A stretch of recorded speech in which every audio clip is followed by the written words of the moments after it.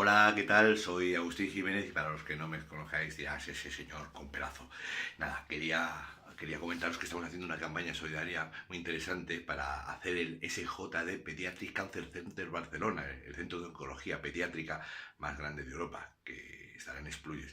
Entonces, lo que estamos haciendo es que, no sé si veis estos escudos, vais a la policía local, en este caso es la de Palafrugell, y fíjate, por 4 euros que puedas así, te dan este pedazo de escudo, además que está súper bordado, súper bonito, te lo puedes pegar en cualquier lado, que el chaval decía, no, yo qué sé, policía, yo ladrón, tal, pues es que eso, pues le pones a la gorra, y esto es maravilloso, 4 euros, además pone aquí con el hashtag Pelsvalents, así que, ya sabéis, policía local de Palafrugell, os acercáis, 4 euros, que no tengo, si tiene, búscate en el bolsillo, que sí, ¿ves? Mira cómo suena, te estoy oyendo. Un beso muy grande, recordad los Pelsvalents, 4 eurazos para hacer un centro de oncología pediátrica que acabe con esto. Beso.